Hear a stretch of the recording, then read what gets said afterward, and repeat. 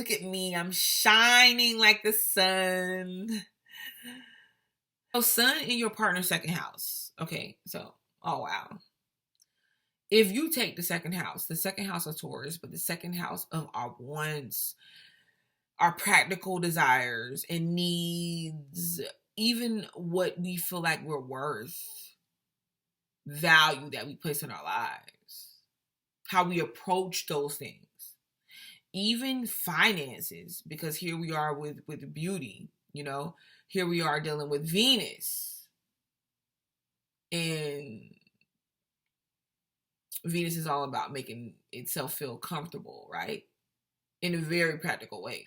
And you take your partner's sun and you put your partner's sun in your second house.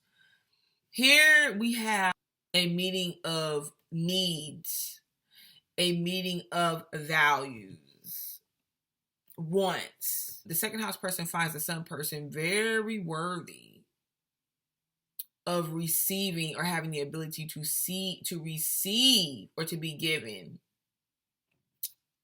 things that the second house person value: money, time. That the second house person is willing to give the sun person what they need. And it can be very physical in nature. You know, these two can make money together. They can live together. They can truly fulfill each other's needs because they understand the importance of building, of making money, having to have security. They can truly give each other what each other wants and each other needs. You have to look at the whole chart because other things can come and play here, you know, and you have to look at the signs that the sun is in. But overall, the sun person can shine a light in the second, where the second house person is, and make the second house person build confidence within themselves, maybe even want to gain more, have more, in a practical sense, you know, making money, going after what they want. The sun person can show the second house person or reveal that, highlight that for the second house person to really not settle, go after what they want. And the second house person really can support the sun person in pursuing what they want and shining and excelling. Like the second house person could make the sun person feel highly valued. They can boost the confidence of the second house person because they know what to say, they know what to do, they know what or they can boost the confidence in the sun person because they know what to say to the sun person, they know what to do, they know what the sun person needs. And it can be hard sometimes, the sun person being without the second house person, you know, because they know the second house person really supports them.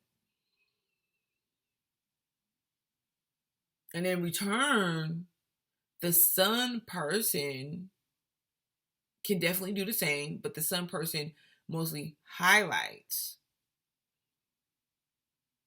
and activates some sense of worthiness, confidence, security, needing security, you know, in a very practical way. Like, it's not anything that's like airy-fairy. It's, how can I accumulate something like property, maybe even like the way that I look, the way that I approach situations, the way that I make money into my life to have more. You actually want to go after the things that you value. Now, where this, I don't want to say can go wrong, but where the drama starts to stare, you know, like, you know, like, is when the second house person wakes up when dealing with the sun person, it says, okay, you know what? And all of a sudden, like, has all these demands. Like, you know, it could be something that they dealt with other people time and time again. But then when they get with the sun person, it's like they have these demands. Like, yeah, you're going to treat me and give me what I'm worth. They can be very intolerable of the sun person if the house person feels like the sun person is devaluing them. And the sun person may be like, I'm not devaluing you. What are you talking about? And the house person is like, well, you're going to treat me like what I'm worth. Either you're going to put a ring on it, okay, or you're going to go sit down somewhere. And the sun person is like, what? Like, you were just in your last relationship for 10 freaking years. And you never was engaged. Like, what are you talking about? Why all of a sudden you got these demands from me? And the second house person could want the sun person to meet their needs, value them. And if they don't, it could be one or two things. The second house person will want to get rid of the sun person, or the second house person would want to start doing things to get the sun person to do these things that they're needing, to give them what they need, to give them what they want. Sometimes by even,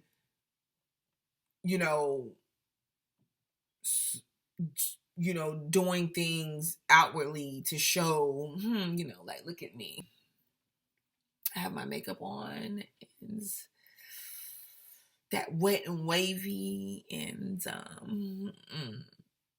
real pearls from the clams. How can you resist? And then some person could be like, babe, did you see my slippers? Which can infuriate the second house person. But a lot of the times, believe it or not, the second house person is not going to need to do that, because the sun person can really accommodate them. Like, the sun person can really show up and be like, dang, oh, wait, like, what's up? I'm going to give you what you feel like you're worth. But it can go both ways. The thing about it is, the second person can get into this place to where they can give over a lot to the sun person that maybe the sun person doesn't really deserve. And maybe they could never get that validation that they're seeking for the sun person. They can spend a lot of their time trying to. Okay. So you have to really know what you're dealing with when you deal with the sun person. You have to really know, like, are we on the same page? And if we're not, can we get there? Like, if you find yourself trying to get the sun person to notice you, the best thing to do is to not try to get them to notice you. The best thing to do is to let them show that they're equally interested, that they want to be involved with you. Let them show, hey, I'm here. I value you. Okay. And in second house person, another thing, you don't have to be so demanding on the sun person all the time. You have to understand that maybe the sun person is highlighting those parts of yourself to where you're feeling insecure within, and you have to be aware of that. You have to do things that you love doing. You have to, like, when it comes to beautifying yourself, when it comes to what you're here for, what you're trying to do, what you want to make, the security in your life, things of that nature, what you want, what you need, you have to be willing to find that within yourself. Like, have a hobby, have something that you're involved in that you value, so that you're not really looking for that in the sun person all the time.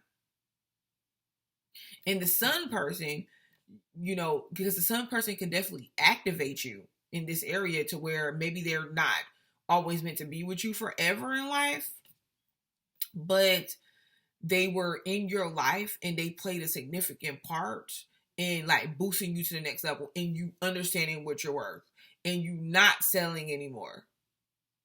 That could really be very good and very big for your advancement, how you advance moving forward. And then, like, the sun person, you have to understand that, like, you can become attached to the way that you feel in correspondence to the house person, like the support of the house person. You can become really dependent on them. So you have to really understand, like, or have that drive to be good at who you are, or know who you are, be good at what you do, be able to be independent and to be able to perform or to be able to live your life without the validation of the second house person too, or the support of the second house person all the time. Because if it's ever a situation to where they're not around, you can feel like, or you can stop doing those things that you were interested in doing at one point in time. You can feel like highly insecure, because a lot of the energy that you're getting from the second house person, it's like they're your personal fan sometimes. Like they're like your personal cheerleader. I mean, they cheer you on. They make you feel like, yeah, I'm doing the right thing. I feel valued or whatever. And just make sure it's like from a sincere place and it's not like a false sense of validation as well. But other than that, I feel like you can come across each other to support each other, or to just really wake up to who you're really supposed to be, or like your value and your worth in life. And I can't even say necessarily who you're really supposed to be, but like your worth, self-worth, okay, values, your wants and your needs. If you were unclear about that, you can become clear about that with each other or without each other. But it's like it's an activation, that thing that happens, okay? So while this placement is it's like it can be very beneficial, I feel like with other synastry placements in a chart is more important than this one. But if you have these like other placements that really work together, or that can benefit a relationship or a partnership, this one can be just like an added bonus. It shouldn't just work by itself though. It's not enough to just work by itself. Okay, so this has been Sun in the Second House, and I'm Butterfly to Light. And of course, you need to subscribe, because I'll be back.